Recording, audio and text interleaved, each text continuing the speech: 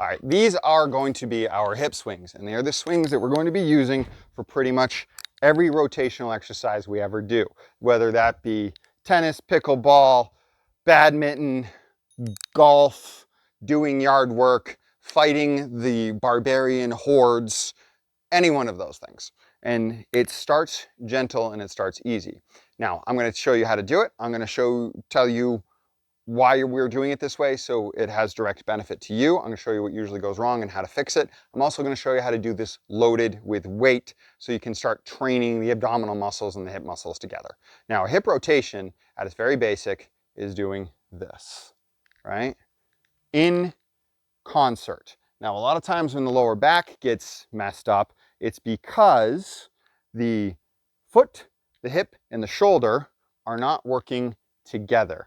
Usually the foot is rotating, and if just the foot's rotating, it develops knee pain. And if the foot and the hip is rotating without the upper body, that puts a huge amount of tension right in this lower back here. You can actually see it. So if I'm just doing it like this, and I rotate that way, you can see all those muscles go squish. But if I use the shoulder, those muscles do not squish, which means I do not get all these compressive forces working on there causing pain and pain and pain and pain and pain. So the sequence in which you want to do this is you stand wide first, toes are 45-degree angle. You're standing nice and tall. You start at the foot. The foot comes up. We're up on the ball of our foot. This is the ball of our foot. And then what we're going to do is we're going to rotate the foot and the hip together as a unit. And once we're comfortable with that, then we include the shoulder as part of it to go as far as we can and return. Just this is it. We're teaching muscle memory. If the muscle memory isn't there and you do it fast, you're not going to be able to do it well. And then you alternate to the other side. Same deal. You can adjust this foot if it's more comfortable to be out here more. That's fine. Now, it's not a true golf swing, but it's going to teach how to do that motion under speed very well. Now, why are we doing this? I think I covered that pretty well as I was talking.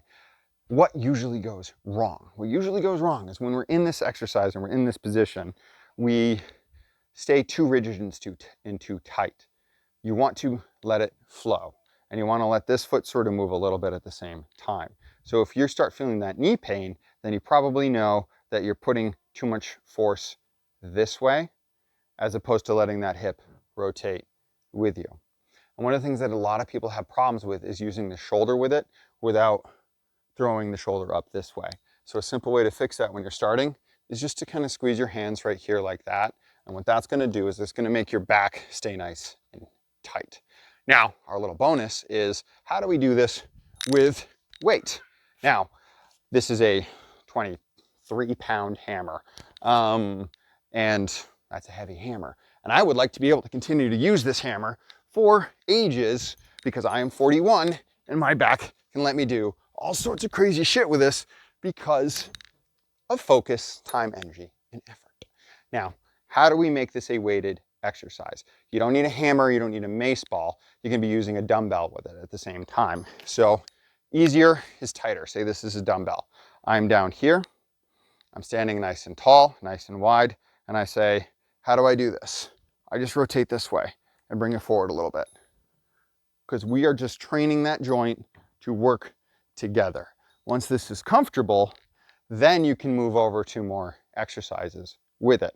Then you need a hammer, you need a tool, you need something like that. Because one of the easiest things to do is just have a hammer and then just hit things and step up into it. Step up into it. Because you don't risk a overhead where you're doing a twist and a down and you smash into your leg or something like that. So that is how you start the weighted version of it. But in the beginning, you start it, you use it as part of the system, and then once you get really comfortable with it, you can even start your mornings with it. This is one of the ways that I wake up in the morning.